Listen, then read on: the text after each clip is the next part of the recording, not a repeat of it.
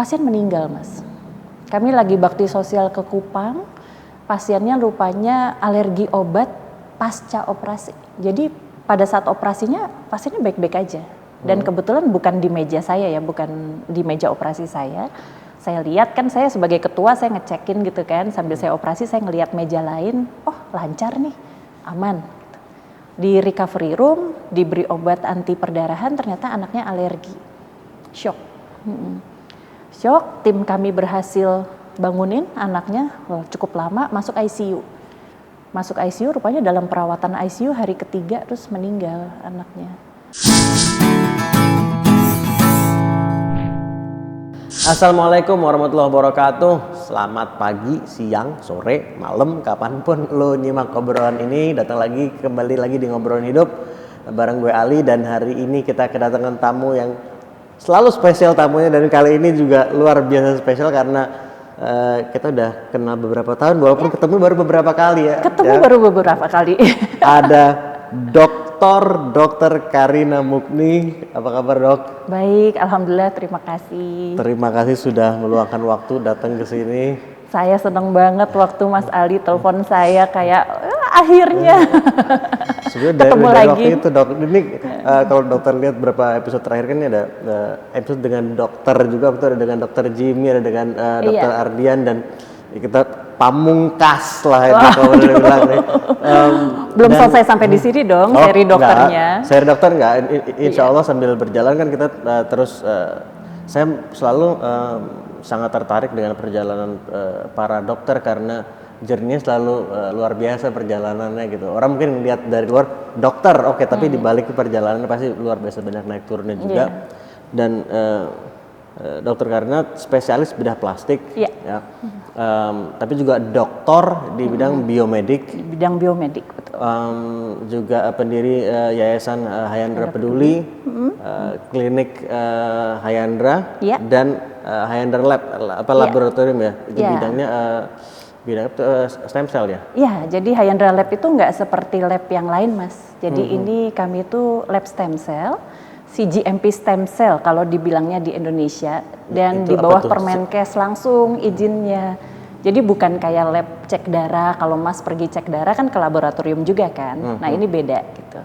Jadi kalau lab stem cell tuh memang di bawah Permenkes, jadi di bawah Kemkes langsung perizinannya. Di titik ini, kita rekaman ini baru ada 8 se-Indonesia. Kalau buat yang awam, stem cell ini apa, Dok? Stem cell itu bagian dari tubuh kita, Mas. Mas sekarang ngobrol sama saya nih, stem cell kita lagi bekerja nih, Mas. Stem cell saya juga lagi bekerja memperbaiki apa yang rusak. Misalnya, Mas selalu nyukur rambut nih, saya lihat nih. Itu stem cell di akar rambutnya kayak dipotong terus sih rambut gue gitu. Terus dia akan numbuhin yang baru. Jadi proses pertumbuhan sel-sel. Iya, sebenarnya dia induk dari semua sel di tubuh, Mas. Jadi kalau orang nyari-nyari stem cell, aduh kayaknya itu benda yang asing, itu sama sekali bukan. Jadi stem cell itu sebenarnya ada di tubuh kita. Kayak tadi pagi ini ya, saya gunting kuku misalnya, kok tumbuh lagi sih kuku saya? Jadi stem cellnya yang nanti akan merubah dirinya dia menjadi si sel kuku itu. Stem itu kan kayak apa, semacam akarnya atau tadi induknya tadi kalau stem itu kenapa dikasih nama stem? Karena yang nemuin dulu yang pertama kali ngelihat stem cell itu suka nempel gitu loh, Mas, di wadahnya. Dan kalau dia nempel dia jadi kayak ranting. Jadi dia kasih nama stem. Seperti tumbuhan. Seperti tumbuhan, padahal sih kalau sel, kalau dia nggak nempel-nempel di wadahnya, dia tuh bulat aja gitu loh. Semua sel juga bulat-bulat gitu lah. Tapi lucunya dia nempel di wadahnya, terus dia berbentuk seperti ranting, terus dikasih nama stem. Ya. Kalau Mas yang nemuin mungkin namanya Ali cell. Bisa aja kan? Ya, walaupun saya kayaknya gak kebayang bergerak di bidang karena itu mungkin saya tahu luar biasa penting, tapi saya sendiri jauh banget gitu kayaknya ya. Sama, Mas. Tapi jangan salah loh, jangan salah buat saya yang Mas bilang barusan ngomongin sel itu jauh banget, buat saya juga jauh banget. Pasti bingung kan? Saya dokter kan. Coba boleh ceritain? Iya, jadi ini akan jadi percakapan yang mungkin agak lucu gitu ya, Mas, karena saya akan berkali-kali bilang kebetulan. Ya tapi kita tahu bahwa di dunia ini kebetulan tuh nggak ada sebenarnya gitu kan. Jadi ya udah, saya tuh waktu itu kan start dengan dokter umum dulu. Dan itu pun kebetulan. Kebetulan pertama adalah saya sebenarnya nggak pengen jadi dokter. Saya pengen jadi psikolog gitu. Pengen jadi psikolog. Betul. Terus waktu mau isi itu kan dulu kan UMPTN ya namanya ya. Waktu mau isi form itu kebetulan di sekolah saya tuh ngisinya harus sama-sama di sekolah. Malamnya saya cerita ke mama saya, besok saya harus ke sekolah ngisi lembar form UMPTN. Terus mama saya sekeblat lalu gitu Mas, bilang nomor satunya FKUI ya. Terus saya kayak gitu kan, si mama kan tahu saya pengen jadi psikolog gitu kan. Tapi mama bilang gitu, cuman sekelebat lewat, nomor satunya FKUI ya. Di sekolah waktu mau ngisi saya nggak enak hati dong Mas ya, masa sih si mama ngomong gitu terus saya kayak nggak nurutin gitu kan, saya diem aja lama. Saya pikir satu, saya masukin nggak bakal keterima. Nggak bakal keterima nih saya pikir gitu kan. Ya dilalah gitu, keterima Mas. FKUI-nya yang keterima, psikologinya nggak keterima malah. Jadi terpikirnya untuk daftar ke Fakultas Kedokteran itu betul-betul malam sebelum Malamnya daftar mama, PTN? ya mama saya dulu sih karena mama saya dokter, saya pernah pengen jadi dokter. Tapi waktu SMA tuh deket-deket ke pendaftaran, saya tuh yakin banget saya pengen jadi psikolog gitu. Iya, cuman sekedar mama ngomong gitu aja. Terus saya nggak enak hati gitu kan, Mas kalau dititipin orang tua kan juga apalagi ibu ya, nggak enak hati dong. Gitu kan. Terus waktu mau nulis tuh kayak, aduh apa jangan ditulis, apa ditulis, tulis aja. Dengan yakin sekali bahwa nggak akan keterima dan keterima. Perjalanan dimulai setelah itu. Dengan di awal tahun tuh susah payah Mas, karena saya nggak suka gitu kan. Saya pikir ini bukan bidang yang saya mau gitu. Jadi tahun pertama, kedua, ketiga saya struggle banget. Sampai akhirnya tahun keempat mulai ketemu pasien kan. Koas gitu, yang namanya koas itu, yang kayak di Grey's Anatomy gitu, di film gitu kan, ketemu pasien, oh mulai seru nih gitu. Karena saya suka ketemu orang sih, it's okay gitu, seru juga. Dan pada suatu titik, saya jadi asisten operasi sumbing. Asisten untuk operasi sumbing? Betul, jadi ada operasi sumbing, kita kan koas boleh jadi asisten tuh. Ya udah tuh saya, ayo udah deh saya deh yang jadi asisten gitu kan. Jadi kan lihat dari deket tuh Mas, asisten kan bantuin yang operasi untuk operasi. Dan saya tuh kayak wow gitu, it changed my life sih menurut saya. Pengalaman itu merubah pandangan saya terhadap apa tuh jadi dokter gitu ya. Disitulah saya ngelihat bahwa operasinya tuh hanya nggak sampai sejam loh Mas. Dan itu tuh merubah muka anak itu tuh seumur hidupnya dia. Bayangin yang tadinya sumbing jadi nggak sumbing dengan operasi di bawah 1 jam. It's not more than 1 hour. Dan saya yakin sekali bahwa hidupnya anak ini akan berubah gitu kan. Wah saya nangis di situ Mas. Tadinya pengen sujud syukur terus mikir gitu, waduh kamar operasi kan lantainya kotor. Ada juga gitu ya, maaf konyol. Tapi beneran itu yang terpikir gitu, dan saya bertekad saya harus jadi dokter bedah plastik di situ. Awal mulanya yang membuat ingin masuk spesialisasi bedah plastik itu saat jadi iya, koas itu? Saat melihat itu, operasi itu, saya melupakan yang lain-lain. Saya suka banyak hal waktu di koas gitu ya, tapi operasi itu saya nggak akan lupa sampai sekarang gitu. Dan itu yang membuat saya bertekad waktu lulus bedah plastik, saya lulus dokter umum, saya bertekad untuk daftar ke bedah plastik. The one and only reason, saya mau bisa operasi sumbing. Padahal bedah plastik kan lebih luas dari itu gitu ya. Ada luka bakar, ada kecantikan, ada operasi nutup tumor, misalnya habis tumor diangkat, banyak deh. Bedah plastik tuh luas sekali. Tapi tekad saya harus bisa operasi sumbing. Seberapa berbeda dok? Ini saya yakin pasti berbeda, tapi kan saya awam nih gitu. Kayak seberapa berbeda kalau kemampuannya misalnya atau spesialisasi atau tekniknya dalam kayak misalnya operasi sumbing sama bedah plastik yang lain gitu? Sebenarnya sih nanti kalau sekolah kita diajarin semua sih Mas. Ya jadi itu salah satu kompetensi dari seorang dokter bedah plastik. Jadi karena saya pingin bisa itu, saya mau nggak mau harus jadi dokter bedah plastik dong, saya pikir gitu ya waktu itu. Dan setelah masuk bedah plastik ya segala hal dipelajari. Tapi saya tetap mencantumkan gitu di diri saya bahwa passion saya tuh sumbing sampai sekarang.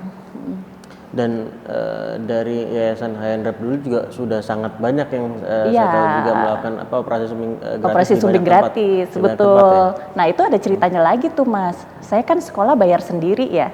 Karena kebetulan waktu itu kenapa ya, kayaknya orang tua saya tuh lagi bantu orang tua mereka gitu. Jadi waktu itu saya juga udah nikah, terus ya udah sekolah ya bayar sendirilah gitu kan. Saya kaget kan. Untungnya saya punya tabungan Mas. Dulu waktu SMA saya pertukaran pelajar ke Amerika, tiap hari Jumat saya tuh babysit. Saya suka anak kecil, jadi saya pikir ya why not gitu ya. Saya babysit, pulang-pulang dapat dolar dong, bawa dolar tabungan. Nggak banyak sih, tapi begitu pulang kena krismon. 9798. Iya, nggak lama setelah saya pulang, saya kuliah, kita kena krismon ya. Nah dolar saya yang sedikit itu kan jadi banyak Mas. Iya kan? Nilainya ya berlipat-lipat ya. Berlipat ganda, terus saya masukin deposito, itulah uang sekolah saya selama bedah plastik. Jadi saya selalu bilang orang-orang sih, jangan salah ya gitu bahwa saya itu sekolah dengan uang hasil babysitting loh gitu. Dan dokteran lagi sekolahnya. Iya, spesialis lagi gitu kan. Dan nggak perlu malu kan? Ya buat apa malu gitu kan, uang halal apapun. Jadi saya sangat menghargai gitu kalau orang ingin sekolah lagi, jadi ya alhamdulillah saya dan keluarga saya punya banyak anak asuh sih buat sekolah. Karena itu sih, pengalaman yang itu membuat saya berpikir bahwa jangan sampai orang itu sekolah udah sulit terus dia mikir lagi uangnya dari mana. Saya bersyukur saya punya tabungan, tapi nggak semua orang punya pengalaman serupa kan. Nah jadi waktu lulus bedah plastik yang terjadi adalah saya nggak punya uang dong Mas. Habis dong uangnya, tabungannya habis dan lupa semua idealisme ingin jadi dokter yang jago operasi sumbing dan berdedikasi untuk operasi sumbing saya lupa. 3 bulan saya cuma ngerjain estetik, apapun yang di depan muka saya, rekonstruksi saya hajar semua, saya kerjain. Kecantikan juga, rekonstruksi yang ada depan muka saya kerjain semua. 3 rumah sakit saya jalanin semua untuk nyari uang sih. Dan baru 3 bulan ya, relatif sebentar ya untuk ukuran itu tiba-tiba saya bosen. Dan saya kaget gitu, saya baru jadi dokter bedah plastik 3 bulan saya udah bosen. Padahal proses belajarnya panjang gitu. Proses belajarnya panjang sekali, saya suka bidang bedah plastik dan 3 bulan cuman gini aja nih gitu. Terus saya mikir kan apa ya yang membuat saya kok merasa empty gitu, ngerti kan Mas ya, kayak hampa gitu. Saya nggak punya pasien sumbing karena saya kerja di rumah sakit swasta. Pasien sumbing rata-rata pasien nggak mampu, nggak akan berani datang ke rumah sakit swasta, bener kan? Saya harus ada sebenarnya di rumah sakit yang megang BPJS gitu, rumah sakit negeri, tapi saya nggak kerja di situ. Mulai terpikir gitu ya, oh ini kali ya yang bikin saya merasa empty gitu. Saya nggak punya pasien sumbing. Terus saya edarin Mas. Selebaran, operasi sumbing saya bisa gitu. Yang daftar 4 orang semuanya nggak mampu. Terus bingung kan? Di kemana? Apa selebaran di? Saya selebaran saya taruh di klinik kakak saya gitu. Saya taruh aja, saya print. Saya bisa operasi sumbing gitu. Terus before after fotonya saya taruh di klinik kakak saya di Jakarta Timur. Dapat pasien 4-4-nya nggak mampu. Mati saya bilang siapa yang bayarin gitu kan? Operasi itu walaupun sayanya gratis kan obat biusnya harus bayar, rumah sakitnya harus bayar. Terus mulai gather. Maaf saya potong. Ini kan belum ada klinik. Belum ada yayasan juga Mas. Jadi waktu itu di mana? Baru saya seorang dokter bedah plastik yang kerja di 3 rumah sakit swasta. Oh jadi dilakukan di rumah sakit swasta, tapi dokter siapa sendiri yang bayar? yang bayar buat itu. Iya, yang bayar siapa? Saya cuma sanggup bayar 1, 3 lagi siapa? Ada donatur, saudara-saudara. Begitu 4 ini selesai, datang lagi 10 Mas. Terus mulai pusing kan. Ya saya ngontak, nggak apa-apa kali ya saya sebut ya, karena ini kan bukan beriklan gitu. Saya ngontak RCTI waktu itu. Waktu saya sekolah, nah itu balik lagi kebetulan waktu saya jadi chief, ketua residen namanya ya, yang lagi sekolah, ketua kelasnya saya waktu itu. Nah terus kami baksos dengan RCTI, RSCM dengan RCTI, saya ngurus. Jadi kan saya kenal sama orangnya, saya kontak. Mbak masih inget nggak saya Karina gitu kan. Nah saya punya pasien nih 10 sumbing. Oh terus mau bakti sosial sama kami sama jalinan kasih ya? Saya bilang iya, ya udah kirim aja proposalnya. Saya kirim ya itu Mas. Bosan nggak sih kalau saya ngomong kebetulan lagi? Kebetulan RCTI mau ulang tahun. Timingnya. Jadi timingnya saya nggak tahu loh itu. Jadi dari 10 saya dikasih donasi untuk 50 anak. Jadi untuk 50 orang? Untuk 50 orang. Jadi tapi RCTI-nya juga sebar informasi ya. Saya juga nyari, terjadilah operasi sumbing bakti sosial untuk 50 anak. Saya baru melahirkan tuh Mas, sesar. Udah kadung tanda tangan kan, harus operasi. Saya cuma minta waktu, saya seminggu ya pemulihan. Terus saya bawa bayi saya ke rumah sakit. Oh ini kalau direkam sebenarnya gawat juga gitu. Saya operasi tapi bertahap, jadi 3 pasien karena kekuatan saya juga saya habis dioperasi gitu kan. Tadi itu kayak misalnya satu pasien 1 jam kurang lebih? 1 jam ya, jadi hari itu saya cuma 3 jam, terus saya pulang, besoknya saya kerjain lagi 3 pasien lagi 3 jam. Karena saya habis operasi sesar, saya pribadi gitu. Bayi saya bawa. Jadi itu jadi terkenal lah saya di rumah sakit gitu kan. Dokter baru melahirkan gitu kan. Tapi karena passion ya Mas ya, jadi nggak dirasa-rasain sih, nggak terasa sakit, nggak terasa capek gitu. Nah dari situ terus bergulir kan. Terdengar bahwa oh Dokter Karina ngoperasi sumbing for free gitu. Dan alhamdulillah kan waktu itu hasilnya cukup baik, mungkin ya dinilai ya nggak ada komplikasi apa. Yang daftar banyak sekali di situ sih. Mama saya mengingatkan gitu, kamu bikin yayasan aja deh katanya. Gitu. Mama saya dari saya kecil tuh saya disuruh kerja sosial sih Mas, nggak ngerti saya juga gitu ya, dari kecil selalu dibilangnya kalau kamu punya suami yang bisa nyari uang, kamu jangan lupa kerja sosial. Dari kecil saya diomongin gitu Mas. Jadi pada saat mama saya bilang kamu bikin yayasan, itu kayak peaknya aja buat mama saya ngajarin saya bekerja sosial. Now it's time gitu. Ya udah saya bangun yayasannya. Dan itu operasi sumbing itu sampai ke Papua juga ya Dok ya? Sampai ke Papua, hampir seluruh Indonesia sih sudah. Dan amazing sih. Kalau dipikir sekarang ya Mas. Sudah berapa lama sekarang Yayasan Hendra Peduli? Yayasannya udah masuk ke 11 tahun. 11 tahun. Dan kena pandemi sih memang ya, tapi kami berusaha di Jakarta tuh tetap terima sih. Memang susahnya adalah kami susah untuk terbang-terbang keluar daerah lagi, sementara agak stop. Tapi ya pandemi selesai insya Allah nanti kita jalan lagi lah. Kalau yang di Jakarta sih masih terus. Dan itu kan selain sumbing juga apa, mulut-mulut langit, langit-langit mulut, ya. Langit mulut. Iya karena Beginilah kalau kita betul, kalau sumbing itu kan kadang-kadang nggak cuma bibir Mas, langit-langitnya kena juga. Jadi kalau dilihat kayak bolong gitu loh, mulut terus ke langit-langit dan hidungnya ikut miring.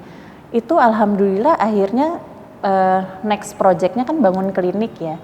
Di klinik itu kami bikin komprehensif gitu. Jadi ada dokter gigi juga, ya dokter anestesinya juga standby untuk ngecek misalnya, anak ini bisa nggak sih dibius umum nanti di rumah sakit gitu. Tim saya ngecek semua jadinya sebelum anak ini diberangkatkan ke rumah sakit dan dioperasi di sana. Tapi kan sekarang udah ada donasinya ya, dari donatur yayasan, udah rapi semua sih. Ya, kalau ingat awalnya sih kayak nggak kebayang sih Mas. Selama kayak dari mulai momen-momen itu kan saya yakin pasti ini kita belum bicara soal biomedik nih Dok. Belum masih jauh nih baru yayasan. Dan tapi sampai sejauh itu dulu apa yang saya yakin banyak tantangannya juga mungkin apa yang mungkin dokter ingat yang salah satu atau salah dua salah tiga yang terberat? Yang terberat. Pasien meninggal Mas. Kami lagi bakti sosial ke Kupang, pasiennya rupanya alergi obat pasca operasi. Jadi pada saat operasinya pasiennya baik-baik aja. Dan kebetulan bukan di meja saya ya, bukan di meja operasi saya. Saya lihat kan saya sebagai ketua saya ngecekin gitu kan, sambil saya operasi saya ngelihat meja lain, oh lancar nih, aman. Di recovery room diberi obat anti perdarahan, ternyata anaknya alergi. Shock. Shock, tim kami berhasil bangunin anaknya, cukup lama masuk ICU. Masuk ICU rupanya dalam perawatan ICU hari ketiga terus meninggal anaknya. Dan itu luar biasa, itu tamparan yang sangat berat buat saya karena sebagai ketua ya walaupun ya ibaratnya bukan saya ngoperasi tapi kan di bawah tanggung jawab yayasan saya kan. ada wartawan datang, orang tuanya, aduh kalau ingat lagi gitu ya.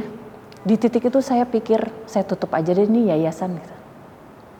Di sana tuh di Kupang itu saya ingat gitu, abis wawancara menerangkan konferensi pers gitu, saya ingat apa saya tutup aja ya yayasannya gitu. Ya memang Allah nggak berkenan rupanya ya. Jadi saya nggak ngomong ke siapa-siapa, saya diem aja. Nah terus ada ibu-ibu nih mas, rupanya beliau tuh pendeta. Terus beliau tuh duduk sebelah saya nggak ngerti nih ibu siapa, ya udah saya diem aja, saya juga lagi sedih gitu kan. Terus beliau pegang tangan saya gitu, dokter saya tahu dokter pasti di titik ini pengen nutup yayasannya kan. Terus saya kaget gitu mas. Iya sih bu, saya bilang, dok ingat harapan jutaan anak lain yang mungkin dokter bisa bantu setelah ini gitu. Gak jadi langsung. Masih berkaca-kaca sampai sekarang sih kalau inget kejadian itu sih. Jadi kayak out of the blue, tahu-tahu mau ya. Banyak sekali. Jadi di perjalanan itu selalu ada aja cerita-cerita kayak gitu mas. Di saat kita ragu gitu kan, di saat saya ragu kena gitu kan, kita berbuat baik itu kan bukan gak ada cobaannya kan. Iya kan, maksudnya kayak Allah nyuruh, ya udah Karina amanah kamu adalah bikin yayasan saat ini gitu. Terus bukan berarti bahwa semuanya mulus kan. Tapi di titik-titik itu selalu ada bantuan. Itu yang dulu saya nggak terlalu ngelihat itu sebagai apa ya, kayak ya it's meant to be gitu. Jadi saya cuman kebetulan ya ada ini, kebetulan. Lama-lama saya sekarang yakin mas, apapun yang kita jalanin, sesulit apapun bantuan itu akan ada sih. Dalam bentuk yang berlainan ya. Saat itu ibu pendeta, saat lain mungkin dana gitu, butuh dana. Saat lain mungkin sahabat yang menghibur, bisa jadi kan. Jadi karena mungkin tantangan yang kita hadapi mungkin berbeda sehingga bantuannya bentuknya berbeda. Bantuannya berbentuk berbeda. Iya, di titik-titik itu kan persoalannya juga beda-beda kan mas. Kalau mama saya sembuh dengan ini tanpa kemo, saya tarik ke Indonesia teknologinya, saya beli, saya permurah. Saya bilang gitu. Dan yang terjadi adalah mama saya sembuh.